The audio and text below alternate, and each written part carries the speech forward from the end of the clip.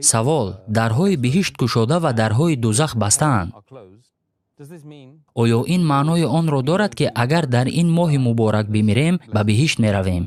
طبق حدیثی که حدیث صحیح در مسند امام احمد آمده است، در جلد دوم صحیفه 230 زیر رقم 7148 و اینچنین در سنن نسائی در باب پنجم حدیث 2106 آمده است که پیامبر صلی الله علیه و سلم به مردم خطاب کرده گفتند: به درستی که ماه شریف رمضان بر شما آمد و آن ماه مبارک است، روزه داشتن این ماه را خداوند بر شما فرض گردانیده است. در این ماه درهای جنت گشوده و درهای دوزخ بسته شده، شیطان‌ها با زنجیر بسته می‌شوند. در این ماه شب است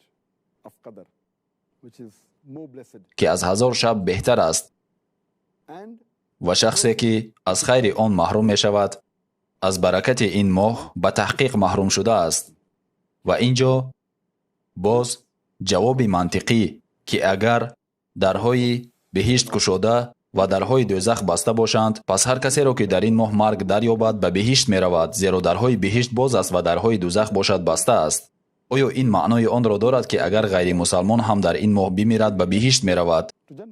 در جواب به سوال باید فهمید که وقتی که الله می فرماید که در ماه رمضان درهای بهشت باز است، این معنای آن را دارد که درهای بهشت انتظار وارد شدن ما به بهشت هستند، به جنت. یعنی اگر کاری خیلی ناچیزی کنید هم الله پاداش آن را افزون میکند. پیامبر صلی الله علیه و سلم فرمودند که ثواب هر عمل نیک 10 مراتب زیاد کرده می شود و در این ماه رسیدن به بهشت خیلی آسان است. هنگامی که پیامبر گفتند که درهای دوزخ بسته می شود، ایشان آن را در نظر داشتند که در این ماه وارد شدن به دوزخ خیلی دشوار است. پرسیده می شود که چرا؟ چون که درجه خدا ترسی ما یعنی تقوا بالا می رود و امکانیت گناه کردنمان کم می شود. گذشته از این اگر تمام ماه رمضان را با امید ثواب از الله روزه بدارید، همه گناه های قبلی شما بخشیده می شوند. چون شخصی که اگر تمام ماه رمضان را با امید گرفتن ثواب از الله روزه بگیرد، تمام گناهانش به کلی بخشیده می شوند. خوب، اگر همه گناه های قبلی بخشیده شده باشند، پس برای او امکانی به دوزخ رفتن نیست؟ اما باید در نظر داشت که معیاری گشوده شدن درهای بهشت و بسته شدن درهای دوزخ این روزه‌داری فرضی ماست. گذشته از این برای رسیدن به بهشت برایمان به قول چپته لازم است. این چپته بهشت در قرآن کریم در سوره عصر سوره 103 از آیات‌های 1 تا 3 آمده است که الله می‌فرماید: والعصر ان الانسان لفی خسر الا الذين آمنوا وعملوا الصالحات وتواصوا بالحق وتواصوا بالصبر. سوگند به عصر، البته که انسان در زیان است مگر کسانی که ایمان آوردند و کارهای شایسته کردند، یکدیگر را به حق سپارش نمودند و به صبر و شکیبایی توصیه کردند. در مورد این سوره امام شافعی گفتند که اگر در قرآن تنها همین سوره نازل میشد، برای نجات دادن تمام بشریت همین بسنده بود. این سوره را فرموله نجات نیز مینامند. همین طور هر یک شخص برای وارد شدن به بهشت باید 4 معیار اساسی را رعایت کند. اول این ایمان آوردن، دوم عملهای صالح انجام دادن، سوم این است که یکدیگر را به سوی حق راهنمایی کردن و چهارم دعوت کردن یکدیگر به صبر و تحمل می باشد.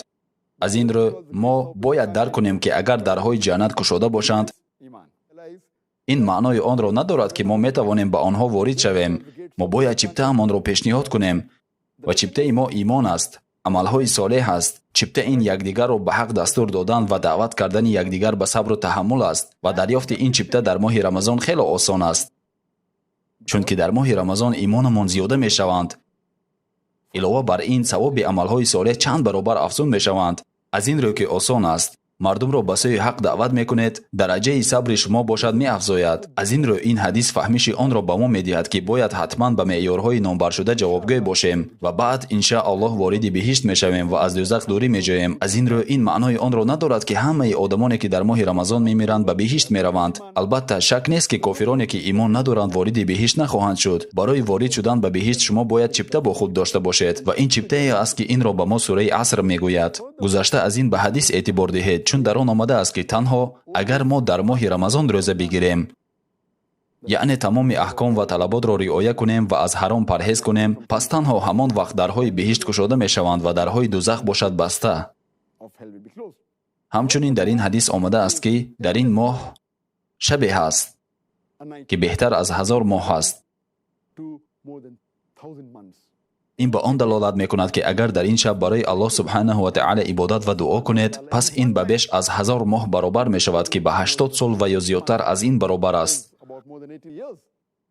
тасаввур кунед, So the chances for you to get rewarded танҳо дар як one шаб night is шумо имкон доред ки аз тамоми ҳаёти худ дида мукофоти бештар гиред. Бо назардошти он ки умри миёнаи инсон 60 сол аст, як шаби қадр лайлатулқадр беҳтар аз 1000 моҳ аст, беш аз 80 сол. бештар аз умри миёнаи инсон аст. имконияти ба биҳишт рафтан хело баланд аст ва поёни ҳадис ки мегӯяд шахсе ки агар person who's deprived ҳамаи ин неъматҳоро аз даст диҳад, воқеан маҳрум шуда аст. indicating that аз ин рӯ на ҳар кас ҳам вориди биҳишт мешавад ва дари биҳишт барои ҳар кас боз намешавад. it says дар охири ин ҳадис як мафҳуми бисёр муҳим мавҷуд аст, зеро дар асоси он ҳар ки аз баракати ин моҳи муборак даст кашад, дар ҳақиқат маҳрум шуда аст. мо ҳамчун мусалмон бояд дарк кунем ки агар аз моҳи рамазон барои худ фоидае нагирем, пас ба ин васила агар худро аз биҳишт маҳрум кунем, пас ба дурустӣ ки аз ҷумлаи маҳрумшудагон мегардем. дар мавриди ғайримусалмонон бошад, онҳо воқеан аз ҷумлаи маҳрумшудагонанд.